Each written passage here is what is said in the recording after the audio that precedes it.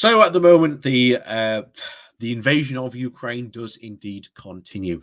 And again, just yesterday, we had news that Russia managed to take their first city, just showing you how hard the Ukrainian defenders are indeed fighting. Like I say, estimates not only from Western that we know the sources of intelligence on this said that the Russians expected to take that city within the first day or so. So as you can see, the Ukrainians are indeed putting up an absolutely fantastic fight.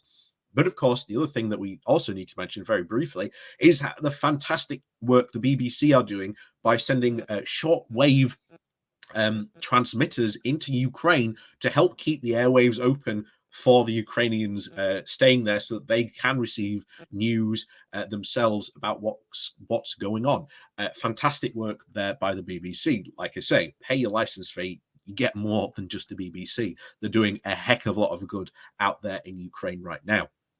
But of course, the other question, of course, the title of this video is: could China and Xi Jinping, is it Xi Jinping? Yeah, Xi, always call him Xi, be the only one, or maybe even the only person at this moment in time in the world to be able to pull Putin back? Because again, very worryingly, we've seen the map leaked by Lukashenko from Belarus does indicate that parts of Moldova are indeed being targeted for a potential invasion. So the question is would Putin just stop at Ukraine? We've said this before. No, I don't think he would. I think he would certainly keep on going if he saw the opportunity and the weakness in the West to do so. But like I say, the response so far has been overwhelmingly quite strong. So we have to hope that we can contain and push Putin out of Ukraine. So, as always, thank you very much to all those people who do help support the channel. Clicking that like, share, and subscribe button. And of course, down below, there are links to my Patreon page and a motivation link called Buy Me a Coffee, where you can, well, buy me a coffee. And of course, the YouTube memberships are open as well. So let's dive into this. This comes from Prospect Magazine with the title of "Could China Call Off the Russian Onslaught of Ukraine?" Allies, at least for all the middle part of the 20th century, China and Russia have a much longer history of distrust and apathy. These days, as one Chinese scholar some years explained, the relationship is based on decent personal links between Russian President Vladimir Putin and Chinese leader Xi Jinping. The question, of course, after the brutal invasion of Ukraine, is just how deep does this personal chemistry run? China has showed signs of confusion over Putin's behavior. The manner in which it has tried and square its historic commitment to respect others' territorial integrity with non-interference in other international affairs has been pushed to the limit by the Russian attack on the country that Beijing not only recognizes as sovereign, but sees as a very promising market for trade and investment, with at least 60,000 Chinese nationals in Ukraine at the start of the invasion. And with the substantial gain in energy exports at stake, the ongoing military onslaught from Moscow puts those links in jeopardy. When it comes to its own self-interest, China starts to scowl rather than smile. On top of this, Russia's horrific actions have done the least thing that Beijing actually wanted: to have a unified the West. The US, Europe, and their allies have, for the first time in a generation, been forced not just to speak about their values, but actually behave as though they believed in them through imposing drastic sanctions and offering help. Russian aggression has pushed China onto the back foot and shown that, far from being an international leader in waiting, ready, and to supplant the US, the proactive global leadership is the last thing it desires or is even ready to actually assume. For those forever quacking at the looming China threat and railing against the hidden hand emanating from Beijing, readying itself to remake the current global order, they can at least relax a bit.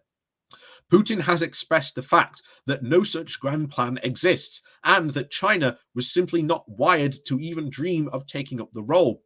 So, as far as the dramatic response has been from a mixture of confusion and desperately trying to reconcile an alliance with Russia, in its preservation of its own interests and hiding behind the language with its attempts to try and be neutral, it has ended up sounding very disingenuous and conflicted.